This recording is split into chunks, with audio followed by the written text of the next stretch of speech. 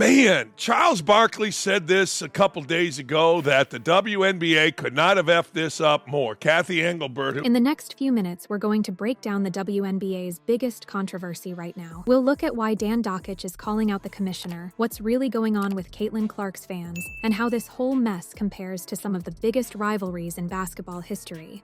Trust me, you don't want to miss this. All right, let's talk about the crazy drama going down in the WNBA right now. We've got fans acting wild, execs calling out the commissioner, and it's all because of one rookie superstar.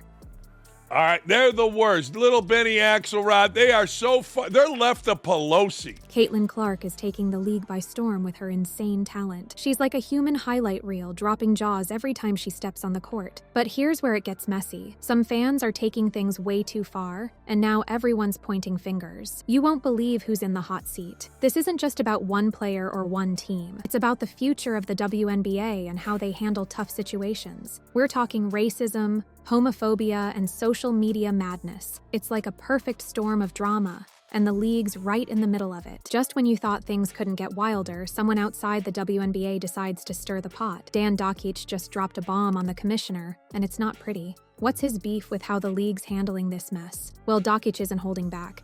He's calling out WNBA Commissioner Cathy Engelbert for not stepping up to condemn the toxic fan behavior around Caitlin Clark. Dakich is fired up about the way some fans are acting, and he's not afraid to say it. But anytime you don't kiss their ass. So Awful Announcing at one point had a thing. They were interesting. He's pointing out that social media's taken a dark turn, with race and sexuality being thrown into the mix. And get this, he thinks the league should be doing way more to shut it down. Now, you might be wondering, why does Dakich care so much? He's drawing a parallel to one of the greatest rivalries in basketball history, Bird versus Magic back in '79. He's saying that rivalries are what makes sports exciting and drive up those viewer numbers. But there's a line, and he thinks some fans are crossing it big time. Here's the kicker, Dakich isn't mincing words. He straight up said, this kind of toxic fandom should never be tolerated or left unchecked. He's basically telling the league to wake up and do something about it, like yesterday. But Dakich isn't just throwing shade for the fun of it. His comments are sparking a bigger conversation. People are starting to ask some serious questions about what sports leaders should be doing to keep fans in check and create a positive vibe in the game. Before we move on, I'd like to ask you a small favor. If you appreciate this content, please take a second to like this video and subscribe to the channel. Over 98% of you watch the videos without subscribing. It costs you nothing, but it makes a huge difference to us. So, did you click the subscribe button? Great. Thank you so much. Now, back to the video. It's not just about Caitlin Clark anymore. This is turning into a full-on debate about how we handle fan behavior in sports. Should commissioners step in when things get ugly? Are players just supposed to deal with it? And what happens when social media turns a rivalry toxic? Dakich's call-out is forcing everyone to take a hard look at how we talk about sports, especially when it comes to women's leagues. He's saying the WNBA needs to step up its game in handling these situations. It's not just about what happens on the court anymore. It's about creating a culture where fans can get hyped without crossing the line. This whole situation is shining a spotlight on how sports leadership deals with the tough stuff. The owner, I guess, he has decided they're going to be at the forefront of everything insanely liberal. It's not just about making calls during the game.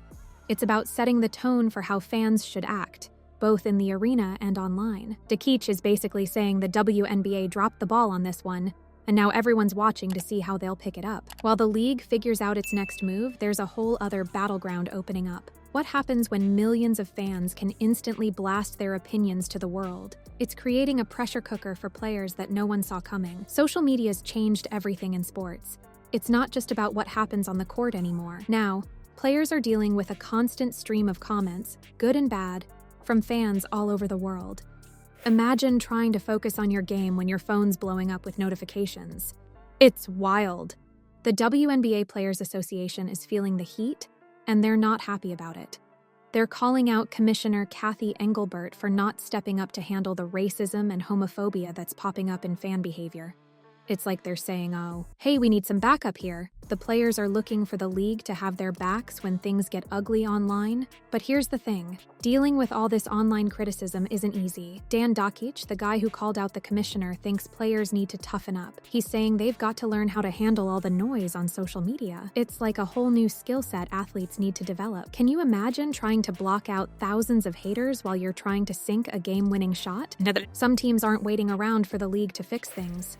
The Indiana Fever, for example, are taking matters into their own hands. They're working on ways to shut down negative behavior from both fans and players. It's like they're trying to create a whole new playbook for how to act in the WNBA, both on and off the court. This isn't just about Caitlin Clark or one team anymore. It's about figuring out how to keep the excitement of basketball alive without letting things get toxic. The league's trying to find that sweet spot where fans can get hyped without crossing the line. It's a tightrope walk, and everyone's watching to see if they can pull it off. You know what's crazy? This whole situation is forcing everyone in sports to rethink how they handle fan interaction. It's not just about selling tickets and jerseys anymore. Now, teams and players have to think about how they're going to manage their online presence. It's like social media's become another opponent they have to face every day. The big question now is, how do you keep the passion of sports alive when every fan has a megaphone?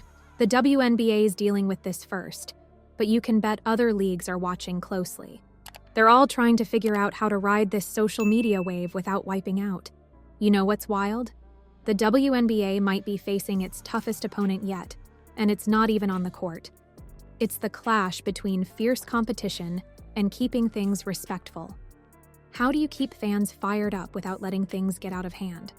This is the million-dollar question that's got everyone from Dan Dakich to the league execs scratching their heads. Let's talk about why this is such a big deal. Rivalries are the lifeblood of sports. They're what get us glued to our screens, screaming at the TV, and coming back for more. Think about the epic showdowns between Bird and Magic back in '79. That rivalry wasn't just good for basketball. It was rocket fuel for viewership. But here's the thing. When rivalries get too heated, things can go south real quick. We're seeing it now with the Caitlin Clark situation. Fans are going wild, and not always in a good way. Some are crossing lines that shouldn't be crossed, bringing race and sexuality into the mix. It's like they forgot there's a human being on the other side of that jersey. Dakich is calling out the media for not getting it. He's particularly ticked off at awful announcing for what he sees as bias and not understanding how sports rivalries work. He's basically saying, hey, wake up, this is part of the game, but we need to handle it right. The WNBA's in a tough spot. They want those intense rivalries that get people talking and tuning in, but they also need to make sure things don't turn toxic. It's like trying to start a campfire without burning down the whole forest. You need that heat, but you've got to keep it under control. Some teams are already trying to figure this out. The Indiana Fever, for example, are working on ways to shut down negative behavior from both fans and players. They're not waiting for the league to solve everything. They're taking action. But here's the real question. How do you keep the passion of sports alive when every fan has a megaphone? Social media's changed the game completely. Players aren't just dealing with what happens on the court anymore. They're facing a constant barrage of comments, good and bad, from fans all over the world. The WNBA needs to find that sweet spot. They need to keep the excitement of rivalries without letting things get ugly. It's like walking a tightrope while juggling flaming torches. One wrong move, and everything goes up in flames.